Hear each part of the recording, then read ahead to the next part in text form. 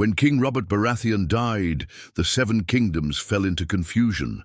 Everyone knew the Lannisters had moved too fast and taken control, placing young Joffrey on the throne. But Eddard Stark, Lord of Winterfell and Hand of the King, had discovered the truth. Joffrey was not Robert's son. He was the child of Jaime Lannister and Cersei Lannister. This truth, if spoken loudly, could shake the Iron Throne itself. In the real story, Ned had hesitated. He tried to play honorably, sending a letter to Stannis Baratheon, Robert's elder brother. But he waited too long, and in the end, Littlefinger betrayed him, and the Lannisters trapped him. But in this world, Ned Stark acted differently. Instead of waiting quietly in King's Landing, Ned secretly sent riders north and east, carrying fast letters to Stannis in Dragonstone. He knew Stannis was cold, hard, and not loved by many. But Ned also knew that Stannis was the rightful heir after Robert. No matter what people thought of him, the law was clear. The crown belonged to Stannis Baratheon. In Winterfell, Catelyn Stark was nervous when she received a raven from her husband. The letter said only, "Prepare the north. The Lannisters move. Quickly, I stand with Stannis." She read it again and again, her hands trembling. If Eddard truly chose this path, war was coming. In Dragonstone, Stannis read Ned's letter by candlelight. His face was still as stone, but inside he felt a fire. For the first time, someone of honor and respect had named him rightful king. Davos Seaworth, his loyal knight, urged him to move carefully, but Stannis was already making plans. "With Stark at my side," he muttered, "the realm will hear me." While Stannis prepared his ships, Ned acted in King's Landing. Instead of trusting Petyr Baelish, he turned away from him. Ned remembered Catelyn's warning that Littlefinger could not be trusted.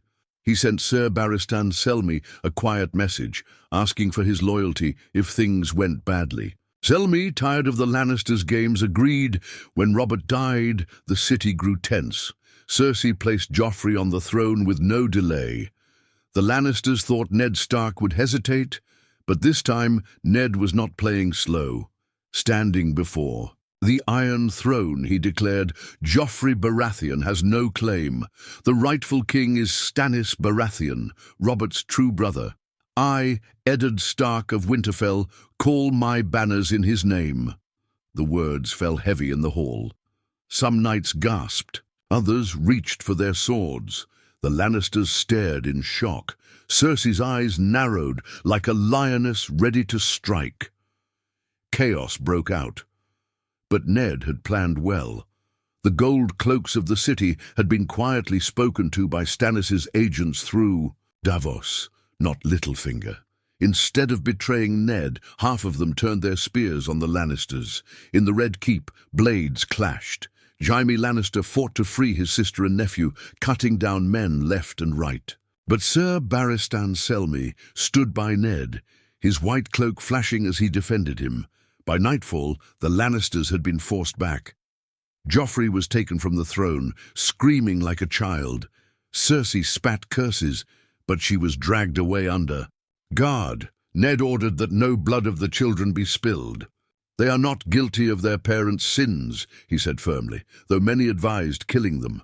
News spread across Westeros like wildfire. Ned Stark had named Stannis Baratheon the king.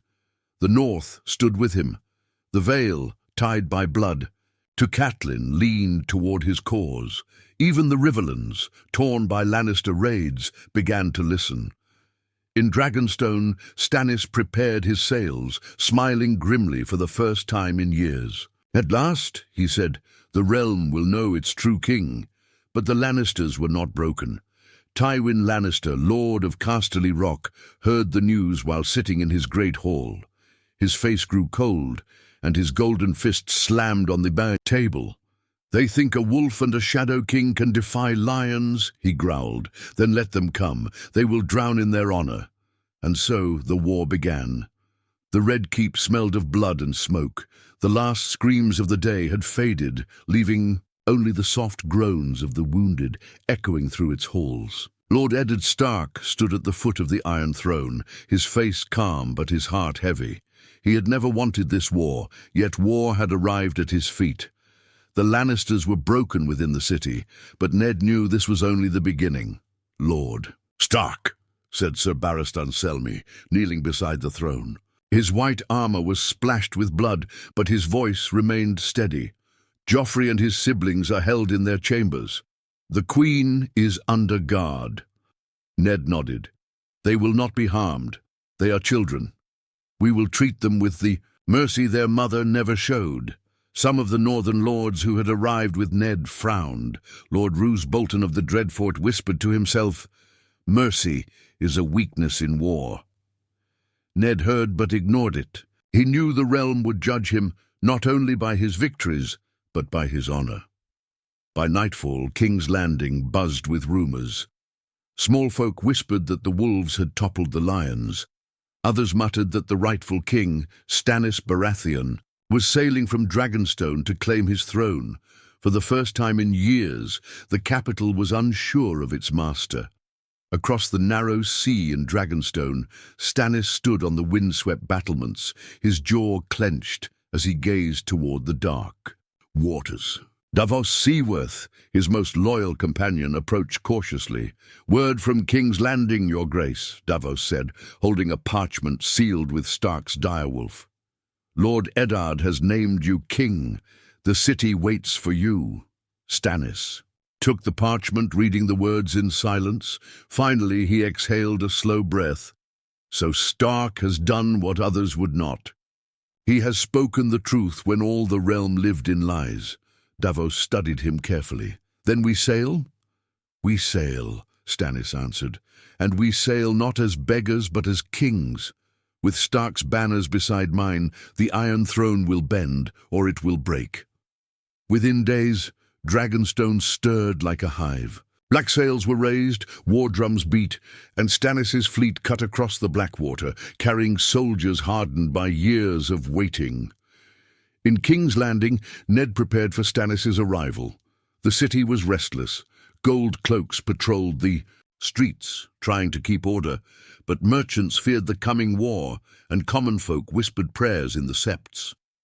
Sansa Stark, held still in the Red Keep, wept in confusion. She had once dreamed of Joffrey, of songs and marriage, but now she was torn between loyalty to her father and fear of the Lannisters' wrath. Arya, meanwhile, shadowed the halls with needle in her hand, eager to fight lions in the dark. Cersei Lannister sat in her chamber like a caged lioness. Chains bound her freedom, but not her tongue. When Ned entered to speak with her, she rose with a sneer. "You think you have won, Stark? You think my father will sit idle while you parade a paper king into his city?" Her eyes burned with venom. "You are a fool. Stannis will never love you. He will use you, then crush you. And Tywin Lannister will burn this city before bending the knee."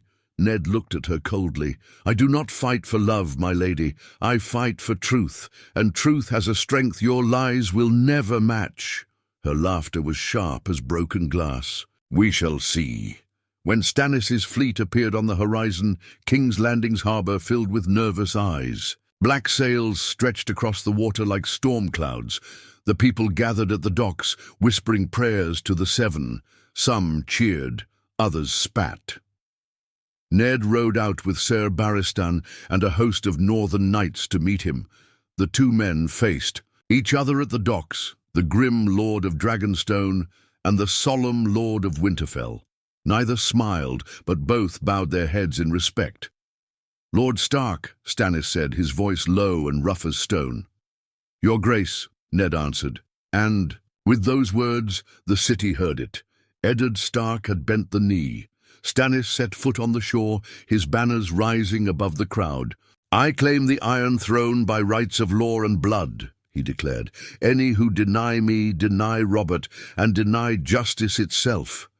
The lords present bent their knees reluctantly, but Stannis did not care for love, only obedience. Together, he and Ned entered the Red Keep, where the Iron Throne waited. For the first time, Stannis Baratheon sat upon it. His face was unreadable, his crown plain and iron, not gold. To some he looked every bit the king. To others he looked like doom itself. But far away, in the golden halls of Casterly Rock, Tywin Lannister sharpened his reply.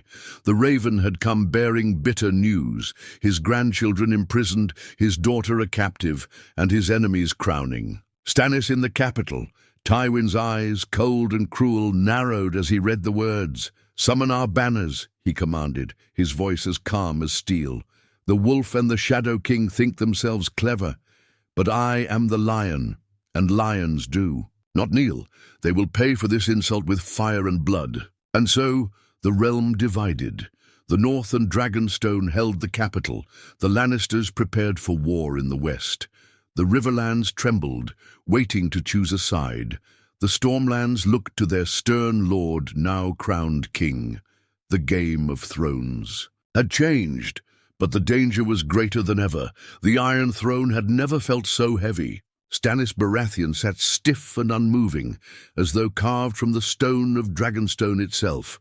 His crown of plain iron caught the torchlight, throwing no glitter, no warmth. To the lords gathered in the Red Keep's hall, he looked like a king, of storms, cold, stern, unforgiving. At his side stood Eddard Stark, who did not sit but remained watchful, his face carved with the same granite calm. Though he had crowned Stannis, Ned could already feel the weight of their differences pressing. Between them, Stannis believed in law above all else, Ned in honor and mercy. Between such men, alliance was strong, but friendship was impossible. The first council of the new reign began. Sir Barristan Selmy, still in his white cloak, took his place at the king's right. Davos Seaworth, humble but loyal, stood a step behind. Lords from the Vale and Riverlands crowded the chamber, eager to see which way the wind would blow. "News from the west," Davos said, unrolling a fresh parchment. "Lord Tywin Lannister has called his banners. He marches with 30,000 men, his forges ring night and day. He does not acknowledge your grace." A murmur spread through the chamber. 30,000 was a number that made even seasoned lords uneasy. Stannis's face did not change. "So the lion bares his teeth. Then we will break them. I will not suffer rebellion." Ned stepped forward, his voice even. "Lord Tywin is cunning and ruthless. He will not charge blindly. He will bleed the Riverlands and strike where we are weakest. We must not underestimate him." "Do you counsel fear, Stark?" Stannis snapped. "I counsel caution," Ned replied calmly. "The realm is not yet united. The Reach watches in silence. The Storm Lords are still mustering. The River Lords will not rise until they see which side can shield them. If we march too quickly, we may find ourselves alone against the West." The hall grew quiet. Lords shifted uncomfortably. Some admired Ned's honesty. Others worried about Stannis's temper. At last, Davos spoke softly. "Perhaps we strengthen the Riverlands first. They suffer most from Tywin's raids. If they see justice from the crown, they will rally to your grace." Stannis considered, his jaw tight. "So be it. The Riverlands will have their king's protection. Stark, gather your banners. We march west at dawn." The decision sent ripples through the capital. In the streets, the small folk whispered of the coming war. Some cheered for the new king. Others cursed both wolf and stag alike, saying nothing good ever came from lords fighting over crowns. Arya Stark listened to the rumors while sneaking through alleys with her small blade, needle. She felt alive in the chaos, though she missed Winterfell fiercely. Sansa, meanwhile, grew quiet and pale, her dreams of being queen shattered. She feared for Joffrey, even if he had been cruel. Her heart was torn, and she no longer knew where. Her loyalties lay. Cersei Lannister, however, burned with fury. Confined to her chambers, she sent secret letters by servants still loyal to her, smuggling messages westward to her father. "I am held prisoner. Your grandchildren are hostages. Stark stands with Stannis. Burn them all before they grow roots in the city." Far to the west, Tywin Lannister read her words in silence. His face betrayed nothing, but his mind moved like a blade. "They think to hold lions in cages," he muttered. Around him his bannermen waited nervously. "Shall we march for King's Landing?" asked Sir Kevan, his brother. "No," Tywin said coldly.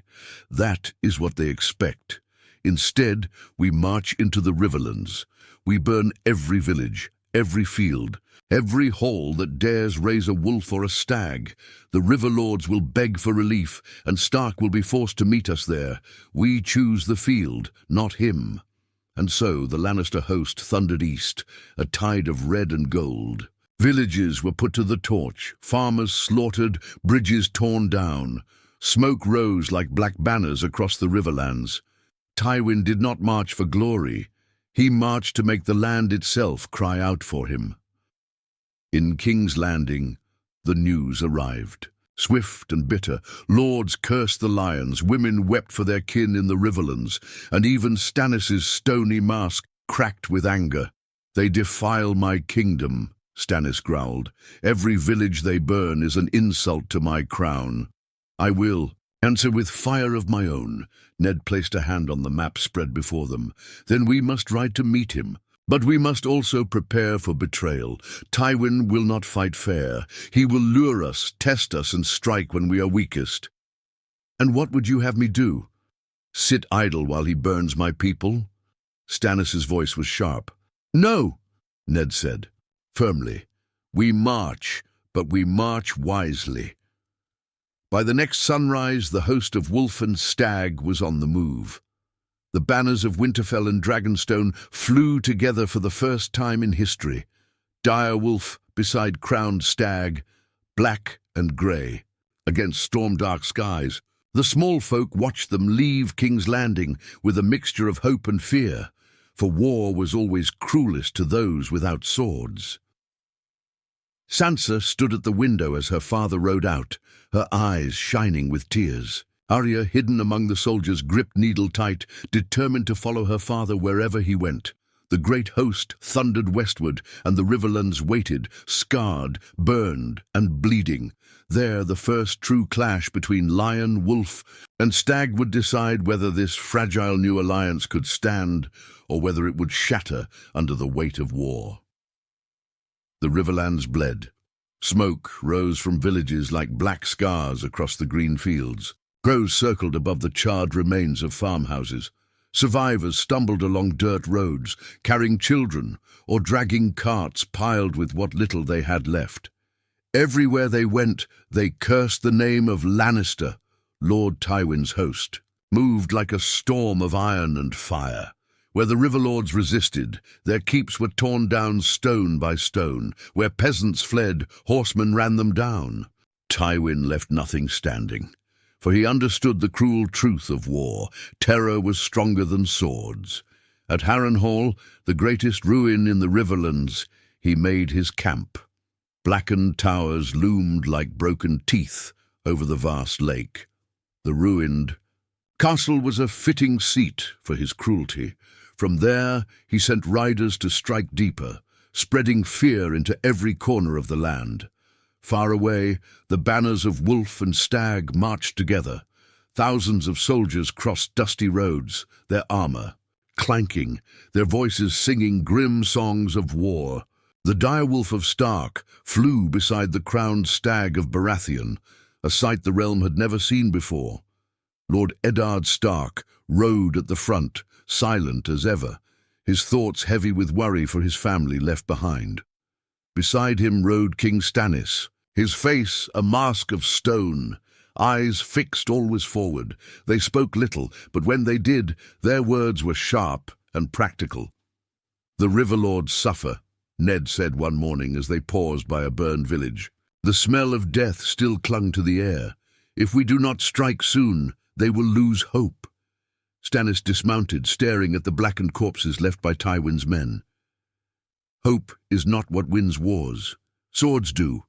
Justice does. Tywin will answer. Or for this, I will see him ground to dust. And if he flees before we corner him," Ned asked, "then we chase him until he has no land left to burn." Stannis growled. "I do not yield. I do not forgive." Ned said nothing more, though in his heart he feared the king's rigid fury might blind them both. At River Run, the seat of House Tully, word of their coming brought new strength. Lord Hoster Tully was bedridden, but his son Edmure rode out to greet them with banners streaming behind him. His sister Catelyn was already there, and when she saw her husband riding with a king's army, her heart trembled with both relief and dread. "My lord," she said, embracing Ned, "you have changed the fate of the realm." "Not yet," Ned answered softly, "but we are on the path." Edmure, fiery and proud, knelt before Stannis. "River Run is yours, your grace. The Riverlands will fight beside you against the lions." Stannis gave only a curt nod. "Then raise your banners, every man you can muster. We march on Harrenhal." The Riverlords bent the knee, though some whispered doubts. Stannis was not beloved like Robert, nor charming like Renly. He was iron, plain and hard, and men followed him not for love, but because law demanded it. Yet with Stark beside him, even skeptics felt a measure of trust. Meanwhile, in Tywin's camp at Harrenhal, ravens brought grim tidings. The Riverlords had bent to Stannis. Riverrun stood strong, and the North marched at his side. Tywin sat in his dark hall, lit by a single torch, and smiled thinly. "So the Wolf and the Shadow King think they can cage a lion. Let them come." His lieutenants shifted uneasily. Some urged retreat to the west to fight on safer ground. Others counseled open battle before the Riverlords grew stronger. But Tywin waved them all aside. "They think themselves united," he said, "but wolves and stags do not hunt alike. I will drive a wedge between them. Ned Stark is a man of honor, Stannis a man of law. Push them hard enough, and they will tear at each other." With that, Tywin ordered his men to prepare. Traps were laid across the riverlands, bridges mined, scouts hidden in forests. He would not merely fight, he would bleed them, little by little, until their strength was gone. The clash came sooner than expected. Ned's scouts reported Lannister riders pillaging a nearby village. Without hesitation, Stannis ordered the march. "We crush them now," he declared. Ned urged caution. "It may be a trap. Tywin rarely moves without purpose." "Are you saying we should stand idle while children burn?" Stannis snapped. Reluctantly, Ned agreed to ride. His honor would not let him abandon innocence either. Their armies thundered toward the smoking village. At first, they saw only scattered Lannister horsemen who fled at the sight of the banners. Stannis pushed harder, ordering a charge. That was when the trap closed. From the forests, Lannister knights burst forth in glittering waves. Arrows rained down from hidden ridges. The village itself erupted in flames, not from pillaging, but from pitch set alight, turning the battlefield into chaos. The wolf and the stag were caught in Tywin's jaws. The fighting was savage. Northern soldiers held their shields firm, roaring their war cries, while Baratheon men pressed forward with grim determination. Ser Barristan cut down foe after foe, his white cloak stained red. Davos, though no knight, fought to keep the lines steady, shouting orders through the smoke. Ned himself rode into the thick of battle, ice flashing in his hands. He cut through armored knights, fighting with the desperate calm of a man who had seen too much death. Beside him, Stannis fought with grim fury, his sword strokes heavy and relentless. But for every man they struck down, two more seemed to rise. The Lannisters had drawn them in deep, and now they bled them without mercy. By nightfall, the armies of Wolf and Stag managed to pull back, leaving the burning village behind. Hundreds lay dead. The Riverlords whispered fearfully that Tywin was too cunning to defeat. In the smoky aftermath, Ned and Stannis stood face to face, both bloodied and weary. "We cannot fight him like this," Ned said. "He knows this land. He knows how to turn our honor against us." Stannis' eyes blazed. "Then we burn his lands in return. Let him see what it is to face justice." Ned's voice hardened. "Justice is not slaughter. If you fight like Tywin, you become him." The words hung heavy between them, a crack forming in their fragile alliance. And in the distance, Tywin Lannister smiled in the ruins of Harrenhal, knowing his trap had worked. The Riverlands groaned beneath the weight of war. Villages smouldered, fields lay blackened, and carrion birds feasted openly on corpses left unburied. Tywin Lannister had turned the land itself into a weapon. His soldiers struck quick and vanished, leaving fire and fear in their wake. The banners of wolf and stag marched heavy and bloodied after their costly skirmish. The men were tired, their spirits dampened by smoke and defeat. For every village they tried to save, 2 more burned beyond reach, and each day whispers grew louder. "Perhaps the lion cannot be beaten." In Riverrun's hall the lords gathered. Edmure Tully, his face flushed with anger, slammed a fist on the table. "We cannot sit idle while my people burn. Every hour we waste, Tywin grows bolder." Stannis, seated at the head, answered without flinching. "You will not tell me how to wage war, boy. Tywin's men burn, yes, but they do not hold. They cannot. When they stand and fight, we will crush them." Edmure bristled, but Ned spoke before tempers could spill. "Lord Edmure speaks for his people. They suffer while we march in circles. If we do not give them a victory soon, they will turn from us." Stannis' eyes cut to Ned, sharp as blades. "You would have me gamble the realm for the sake of songs and morale? I fight for the throne, not for cheers from peasants." A murmur rose in the hall.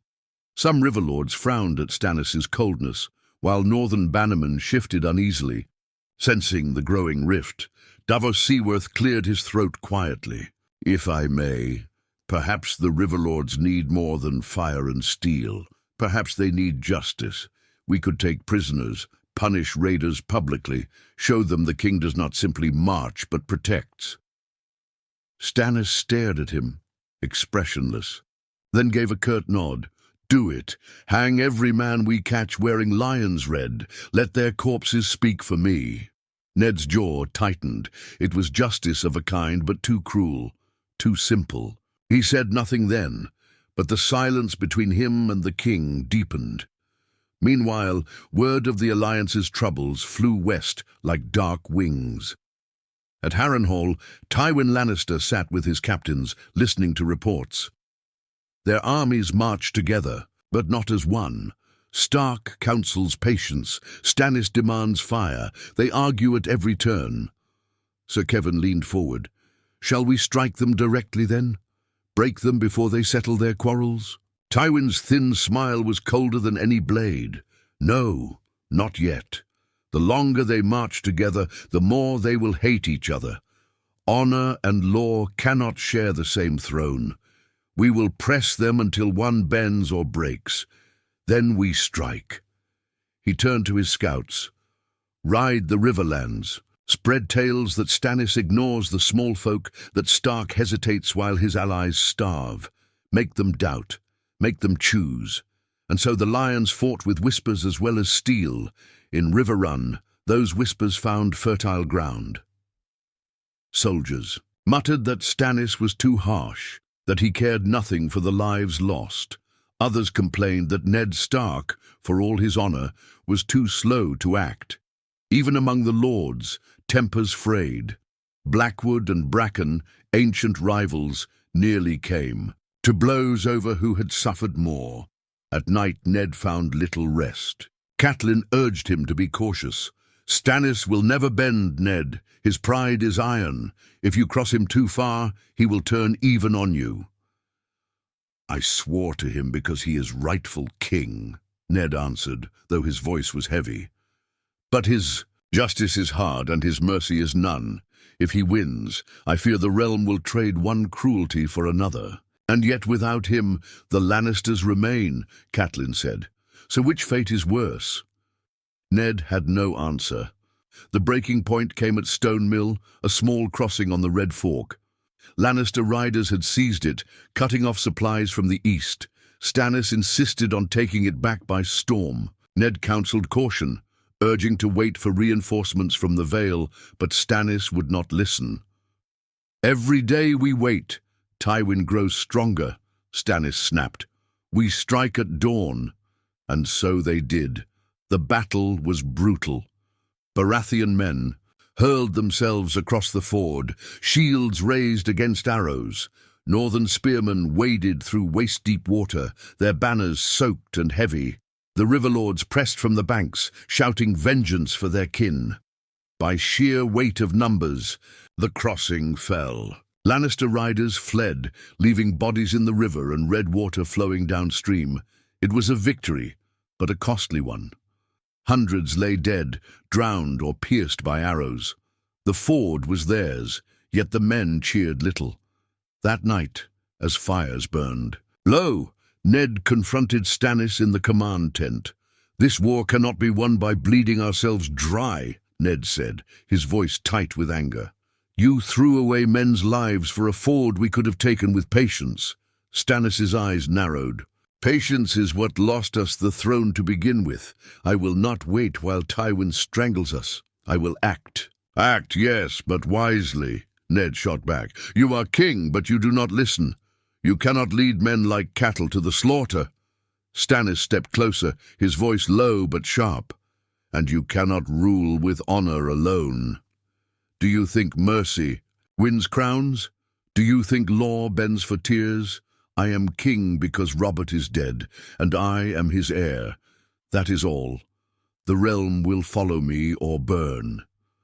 For a long moment, the two men glared at each other, wolf and stag on the edge of breaking. Only Davos, standing between them, dared speak.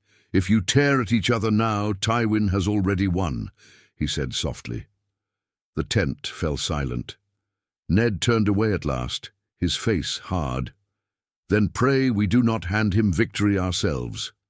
And so, the alliance endured, strained, battered and fragile.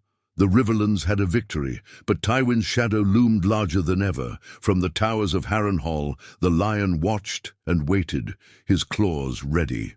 The Riverlands waited like a wounded animal, its fields torn and its villages scarred. Both wolf and stag had bled, but Tywin Lannister still prowled, waiting for the perfect moment to strike. Rumors whispered through every camp that Stannis and Ned were at odds, that their banners flew together only out of necessity, not loyalty. Soldiers spoke in hushed tones, that the king and his hand glared at one another more than at the lions. Tywin had planted those seeds, and they grew well, but even he could not control what came next. For word arrived that Jaime Lannister had gathered fresh reinforcements and was marching east to join his father. If Wolf and Stag did not act, the lion's claws would close around them, and all the Riverlands would fall. In Riverrun's hall, the council gathered one last time. Stannis stood, over the map table, his finger stabbing at Harrenhal. "Here is where Tywin hides. He waits for his son, but we will not give him that chance. We march and crush him before Jaime arrives. One battle, one victory, no more running." Ned's voice was calm but grave. "Then we must choose our ground carefully. Harrenhal's ruins are vast. If we attack head-on, Tywin will bleed us as he always has. We need him to believe he controls the field." Stannis' eyes narrowed. "You have a plan?" Ned gave a slow nod. "A wolf does not charge the lion. It waits in silence, then strikes the throat when the lion believes itself safe." The lords leaned in, listening as the hand of the king laid out his design. For once, even Stannis held his tongue. The march to Harrenhal was grim. The air was thick with smoke and ash, the rivers choked with corpses. But for the first time, the army of Wolf and Stag marched with something more than dread. They marched with purpose. Arya Stark, hidden among the camp followers, felt her blood quicken as the men sharpened their blades. She had seen too much to remain a child, yet she carried hope in her heart that her father's plan might finally bring an end to the lions. Sansa, in Riverrun, prayed in the sept each night, begging the gods for her father's safety. She hated the war, hated the banners and blood, but more than anything, she hated the thought of losing her family to it. Tywin awaited them within Harrenhal's blackened halls, calm as ever. Scouts brought him word of the approaching host. "Let them come," he told his captains. "They are tired, divided, led by a man too rigid and a man too soft. We will break them in the ruins and hang their corpses from Harrenhal's walls." He believed victory was already his. That was his mistake. The battle began at dawn. Stannis' army advanced first, their shields locked, their discipline iron. Behind them came the Northmen, roaring their war cries, the direwolf banners snapping. In the smoke-filled wind, Tywin met them with steel and fire. Archers loosed volleys from the towers, cavalry thundered from the flanks, and for a moment it seemed the lions would devour the wolves and stags whole. But Ned's plan unfolded. Hidden companies of riverlords emerged from the forests behind Harrenhal, cutting off the Lannister supply lines. Northern riders struck from the east, driving panic into Tywin's rear, and from within, Stannis' men pushed relentlessly, grinding the lions down with sheer, merciless force. The battlefield became chaos. Men drowned in the lake's dark waters. Fire consumed the wooden palisades. Blades clashed in the ruined courtyards where Harrenhal's ghosts seemed to watch in silence. Ned fought at the center, ice cleaving through red cloaks. His face was calm, but every stroke carried the weight of his duty, to his king, to his family, to the realm. Stannis fought like a storm made flesh, his voice hoarse from shouting orders, his sword red with blood. Where he stood, his men held, no matter the cost. Then came the moment that decided the war. Tywin himself rode into the fray, his golden armor gleaming, his banner of the lion high. He cut through the chaos with ruthless precision, his knights following like a hammer to break the wavering lines. But Ned had been waiting. He and a company of northern guards met Tywin head-on. Ice clashed against steel as lion and wolf locked, eyes in the smoke. Tywin fought with cold efficiency, but Ned's blade was heavier, his honor unbending. With a final stroke, ice shattered Tywin's sword and drove him from the field. The lion was not slain, but he was broken. His men faltered, and the wolves and stags pressed their advantage. By nightfall, the Lannister banners had fallen, and Harrenhal was theirs. The victory shook the realm. Tywin fled west with the shattered remains of his host. Emin never reached his father in time, and without the lions united, the Riverlands breathed again. In the smoking ruins of Harrenhal, Stannis stood upon the broken stones, blood still drying on his armor. "The realm has a king again," he declared, "and I will see it bound in law and fire." The lords bent the knee, but their eyes slid often to Ned Stark, who stood silently beside him. They knew it was the Hand's plan that had won the day, and though Stannis wore the crown, it was the wolf that gave men hope. Yet the cost was heavy. Thousands lay dead. The Riverlands would take years to heal, and though the lion was beaten, it was not slain. In Casterly Rock, Tywin would lick his wounds and sharpen his claws, waiting for the day to strike again. That night, as the fires of victory flickered, Ned walked the ruins with Catelyn at his side. "Is it over?" she asked.